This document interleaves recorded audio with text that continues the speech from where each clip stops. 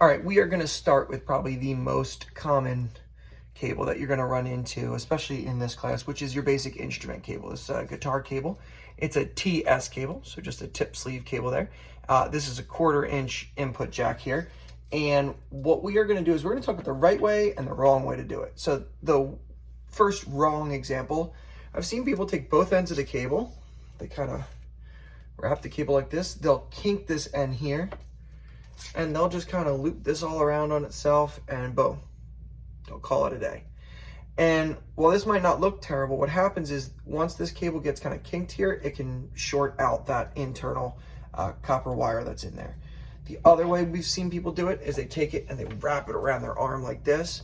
Again, it puts so much strain on this cable that after a couple times doing that, it will short out, and then essentially this cable will be trash. Another good one that I've seen, or not good one I should say, is people just start wrapping it around their hand, making the loops really, really tight. And you'll see this cable kind of springs out. It actually has a loop that it wants to make. So what we want to do when we wrap a cable is we want to kind of follow the natural curl that the cable has. So we do that. For me, I'm right-handed, so I always hold the cable in the left hand. I start with whatever adapter end pointing away from me. And all I do with my right hand is I just grab about, I don't know, what's that, 18 inches-ish, whatever, 2 foot, doesn't really matter, away, and I just kind of let the wire come to the adapter, and I make that loop. And that's gonna kind of set the curl. Now, I'm just gonna grab down 2 foot, bring the cable up, make the loop.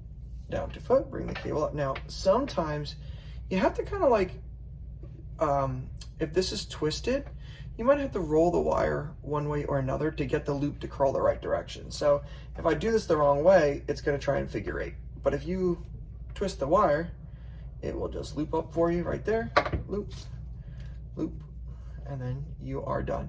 And this is a perfectly wrapped 1/4 inch cable. Now I always put, personally, and I know South does this a lot too, I always put these little Velcro straps on here. So I throw this around the cable, and then that's good to go in your road rack or in your gig bag or something like that. All right, I'll grab a slightly longer cable and we'll take a look at wrapping. There's a slight one extra step I like to add for longer cables. So I'll go grab a 50-footer and we'll be right back. All right, 50-foot cables. These are by far the most difficult cables to wrap because there's, or longer runs I should say, because it's really easy for them to start to get tangled and kind of knotted. So I have one extra step that I want to kind of share with you for 50-foot cables. Now this one has been wrapped nice and neatly. This is one of my good ones. And when I throw it down on the ground here, because it's wrapped properly, I can literally just keep pulling the cable out, and you're not going to get any knots or kinks or anything like that. Now, if we come across a section that has, just some basic coiling, you'll see it just kind of falls out.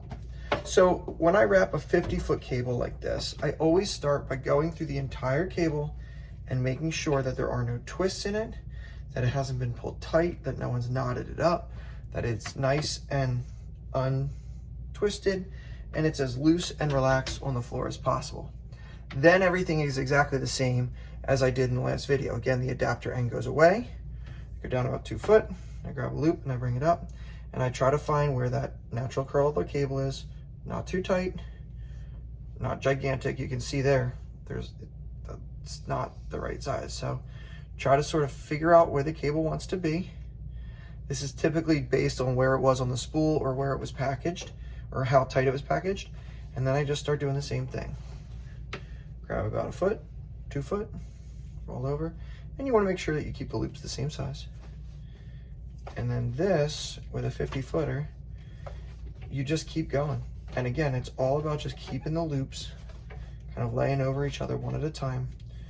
If I have to give a little spin or twist to the wire to get the loop to settle in right, then I do that. And essentially, that's all you need to do.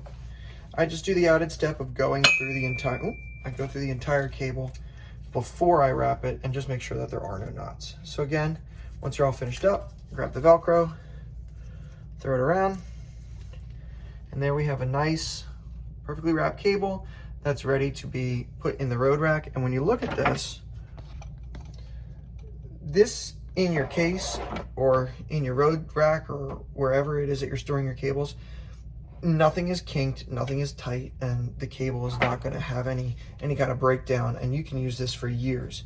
You wrap the cable wrong 2 or 3 times and it's pretty much done at that point. And you have to either find where the short is, cut it out and replace that piece of the, shorten the cable up from a 50-footer to maybe, a 20 and a 30-foot cable, or sometimes they are just completely shot if you do it wrong. So take care of your cables and you will save a ton of money. So good luck, and I'll see you back in class.